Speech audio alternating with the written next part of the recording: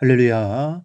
사랑하는 대강의 가족 여러분, 오늘 하루도 하나님의 말씀과 동행하는 삶이 되길 소망합니다. 오늘 함께 나눌 하나님의 말씀은 빌립보서 4장 8절 말씀입니다. 끝으로 형제들아, 무엇에든지 참되며 무엇에든지 경건하며 무엇에든지 옳으며 무엇에든지 정결하며 무엇에든지 사랑받을 만하며 무엇에든지 칭찬받을 만하며 무슨 덕이 있든지 무슨 기림이 있든지 이것들을 생각하라. 아멘. 우리는 지금 하나님의 자녀로서 무엇을 하든지 항상 생각해야 할 6가지 덕목으로 은혜를 나누고 있습니다. 어제는 무엇을 하든지 참된 것을 생각하는 것, 그리고 무엇을 하든지 경건한 것을 생각하는 것에 대해 살펴보았습니다. 오늘은 어제에 이어 나머지 4가지 덕목을 함께 살펴보도록 하겠습니다. 셋째는 무엇을 하든 옳은 것을 생각하는 것입니다. 여러분, 옳은 것이란 무엇입니까? 이 종이 한 장을 내어놓고 금을 긋는다고 생각해 보십시오. 연필만 가지고 직선을 그으면 아무리 똑바로 그어보아도 금이 삐뚤기 마련입니다. 그러나 자를 대고 직선을 그으면 어렵지 않게 똑바른 직선을 그릴 수가 있습니다. 삐뚤지 않으려면 기준이 있어야 하는 것입니다. 옳다는 것은 생각하는 것이나 행동하는 것이 삐뚤어지지 않았다라는 말입니다.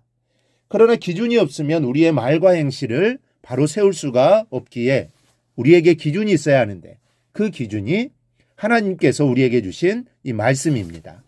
신명기 28장을 축복장이라고 부릅니다. 모든 민족 위에 뛰어나게 하시는 축복부터 강주리와 떡반죽 그릇에 주시는 복까지 모든 복이 총망라되어 약속되어 있습니다. 그런데 그런 놀라운 축복을 받는 조건이 딱 한 가지입니다.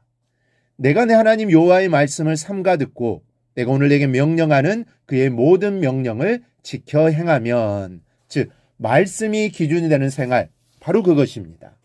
하나님께서는 더 이상 다른 것을 요구하시지 않습니다.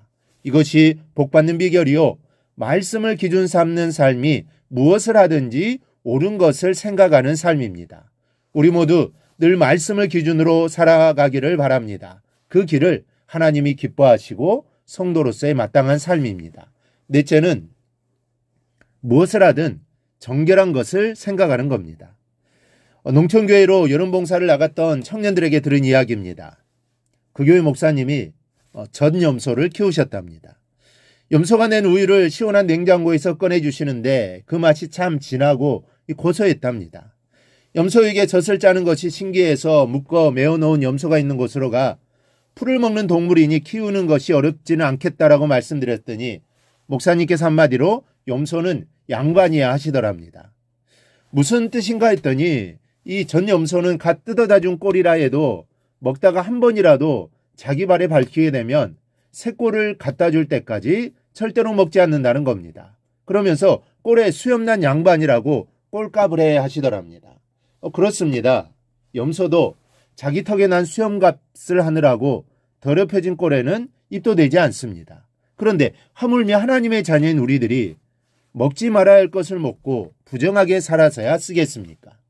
매스컴에 예수의 이름을 꼬리표로 달고 비리의 주인공으로 나오는 인물들을 볼 때마다 정말 답답합니다. 하나님께서는 우리가 정결하기를 원하십니다. 성도는 정결해야 합니다. 꼭 정결한 삶을 살아가기를 축복합니다. 다섯째, 무엇을 하든지 사랑할 만해야 합니다. 사랑을 주는 사람이 되는 것도 중요하지만 사랑을 받는 사람이 되는 것도 중요합니다. 억지로 사랑을 요구해서 받는 것을 말하는 것이 아닙니다. 가만히 있어도 저절로 마음이 가는 그런 사랑을 말하는 것입니다. 그래야 복음을 잘 전할 수 있습니다. 다른 사람들에게 사랑할 만한 사람이 되어야 내가 전하는 복음에 호감을 갖지, 그렇지 않으면 복음도 무시당하고 맙니다. 여러분, 남에게 미움을 받는 사람은 정상적인 신앙인이 아닙니다. 교회 안에서는 칭찬을 받는데 밖에 나가면 비난을 받습니다. 교회 식구들에게는 인정을 받는데 다른 사람에게는 신용을 잃었습니다. 이런 신앙은 위선적인 신앙입니다.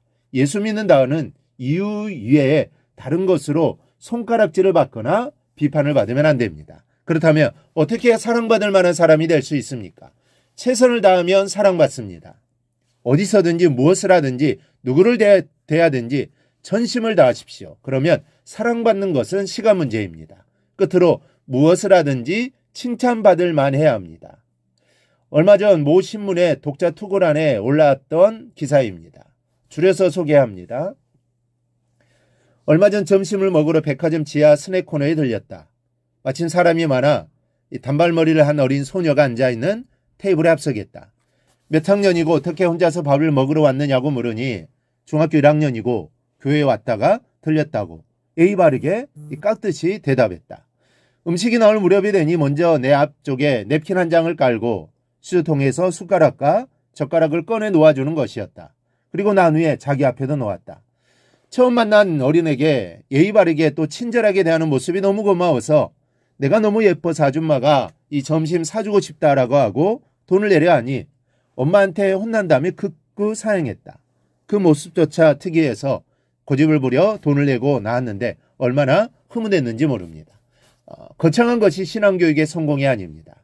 이렇게 어디서든지 칭찬받을 만한 아이들을 길러내는 것이 신앙교육의 성공입니다. 아이들뿐 아니라 기독교인이라면 누구든지 칭찬받을 만한 해야 합니다.